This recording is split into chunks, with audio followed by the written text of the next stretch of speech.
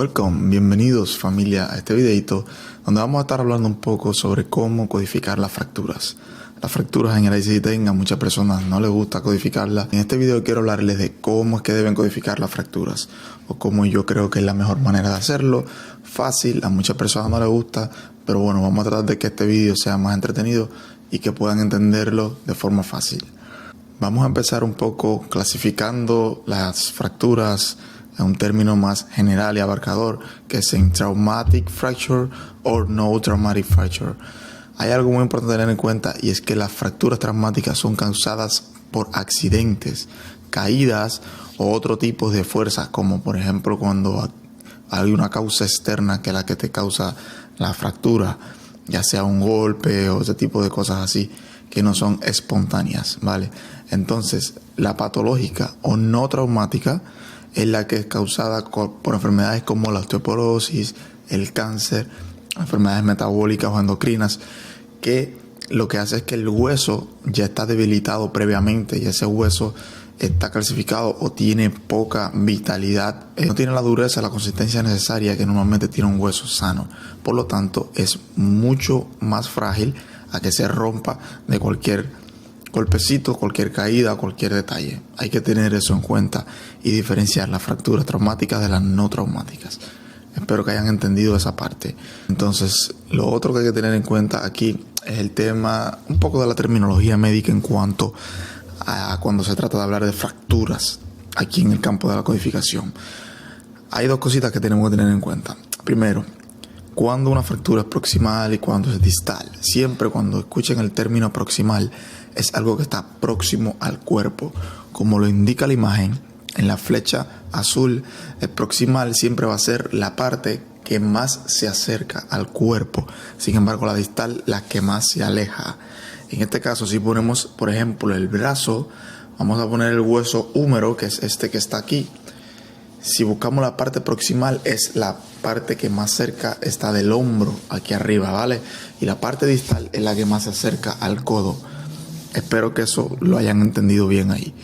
Lo otro es cuando una fractura es desplazada o no desplazada, o displaced o non-displaced.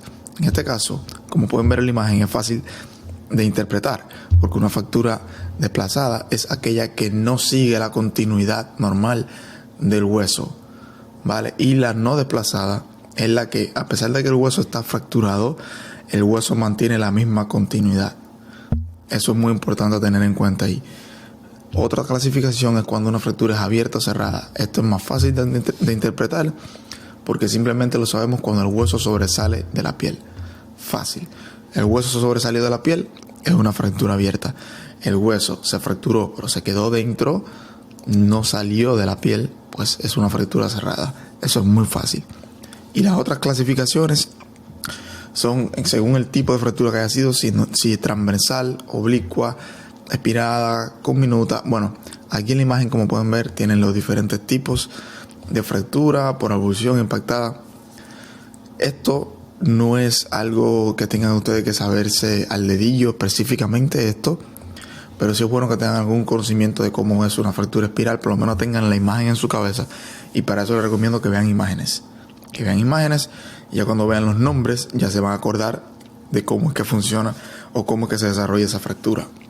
Esto que vamos a ver ahora acá es ADCS, son 3 caracteres fundamentales que se ponen al final de cada código de las fracturas, ¿vale? El initial encounter, el subsequent encounter y la secuela. El initial encounter siempre va a ser para pacientes que están en tratamiento activo. El subsequent encounter es generalmente para seguimientos, una rutina después de que el paciente llevó tratamiento y va a esa segunda consulta, donde él normalmente está en la fase de recuperación o en la fase de curación.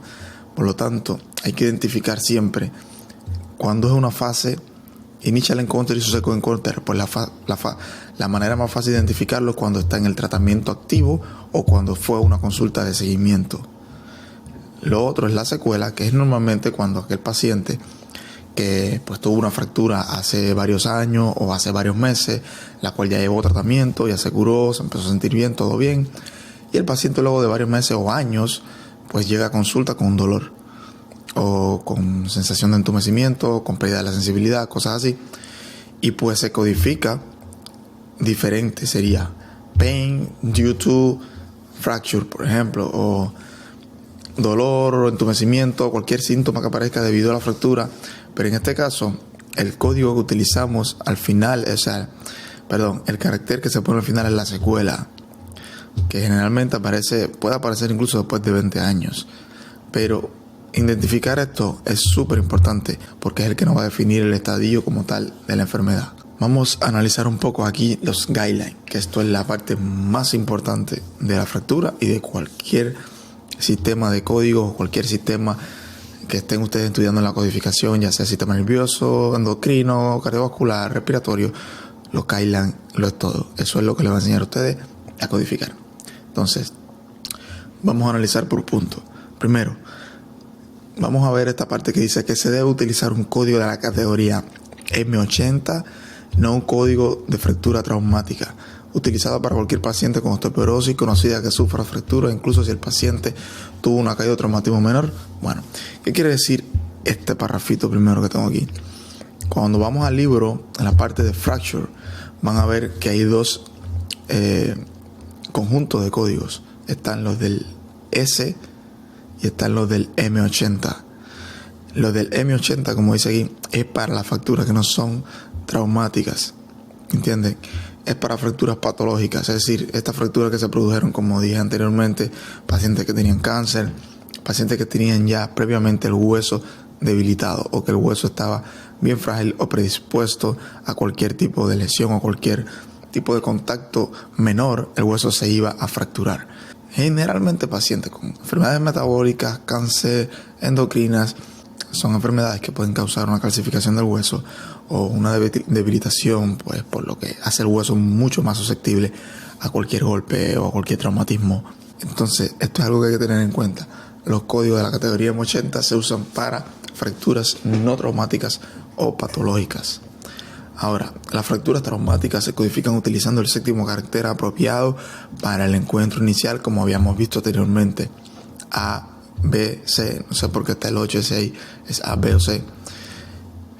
Para cada encuentro en el que el paciente recibe tratamiento activo para la fractura, como le dije, A, B, C, pacientes que están en tratamiento activo. Este no es el código, este es solamente el último carácter del código que vamos a ver ahora después. El séptimo carácter apropiado para el encuentro inicial también debe asignarse a un paciente que retrasaron la búsqueda de tratamiento para la fractura o pseudoartrosis. Hay pacientes que se fracturan el hueso, se quedan con dolor, se ponen fomento frío y pues no hacen un tratamiento médico como tal. Entonces lo vemos que van a consulta después que pase el proceso agudo, pero no quiere decir que no sea un initial encounter. Eso hay que tener en cuenta. Y dice, otro punto aquí es que cuando la documentación del médico no dice que la fractura es abierta o cerrada, debemos de codificarlo como cerrada. Si el paciente, si vemos en la historia clínica que dice el médico, fractura del fémur distal, that's it, no nos dice si es cerrada o abierta, nosotros debemos codificarla como cerrada. Eso hay que tenerlo en cuenta. Y si tampoco el médico dice si es desplazada o no desplazada, tenemos que codificarla entonces como desplazada. Son cositas que tenemos que ver porque muchas veces hay escasez de documentación, a veces el médico no argumenta y pues ya nosotros podemos asumir que si el médico no nos dijo que si era desplazada o desplazada, nosotros tenemos que asumir que es desplazada. Y si no nos dijo si era cerrada o abierta, pues asumimos que es cerrada. Eso es una parte del guideline que pueden revisar ahí también en los libros. En el libro ahí citan, habla bien un poco más a fondo sobre los guidelines. Entonces, los códigos Z de cuidados posteriores no deben usarse para el cuidado posterior de fracturas traumáticas. Para el cuidado posterior de una fractura traumática, asignamos el código de la fractura con los 7 caracteres apropiados. ¿Qué quiere decir esto? Los Z-codes, como muchos saben, son códigos de generalmente history of. Y eso lo deja bien claro aquí el guideline, que dice que los códigos Z no deben usarse para el cuidado posterior de fracturas traumáticas. Y aquí le puse un ejemplo de una fractura. Por ejemplo, este código S72.446A es para el diagnóstico Non-Displaced Fracture of Lower Epiphysis Separation of Unspecified Femur Initial Encounter, ¿vale? Initial Encounter lo dice la A. S72.446 es Non-Dysplasia Facial Over Specific Separation of Specific Femur, no sé si me entendieron, hasta ahí. Y el Initial Encounter se lo da el último carácter, que es el A. Entonces aquí arreglé esto porque este había puesto Initial y era el Subsequent Encounter, que es el D. Porque el último carácter, como les dije, pues nos dice siempre si el paciente está en estadio con activo tratamiento, si está para un seguimiento, si está en proceso de curación, si ya no está en el proceso agudo y si es una secuela. De todas formas, en el libro hay otros caracteres que podemos usar. Entonces, básicamente, la fractura viene siendo eso, mi gente. Tener en cuenta principalmente cuando el paciente está en activo tratamiento o cuando el paciente está en una consulta de seguimiento. Cuando es una consulta simplemente un follow-up, como le llaman, o un routine care, paciente está en proceso de curación o de sanación. Eso es muy importante. Siempre eso es subsequent encounter. Entonces, chicos, eso sería por arribita, así más o menos algo que tenga que ver con fractura. Hay que profundizar un poco más en el libro, leer los guidelines, pero los guidelines principales son esos que les mencioné. De todas formas, con la práctica es que van aprendiendo. Hay que hacer casos médicos, hay que hacer ejercicios para fractura. Hay que hacer ejercicios para entender y aprender realmente, que en la práctica es que se aprende todo. Pero siempre teniendo en cuenta estos principales guidelines son los que le vayan a llevar a poner siempre el código más específico. Porque sabemos que aquí en la codificación médica hay muchos códigos y un solo carácter puede hacer la diferencia.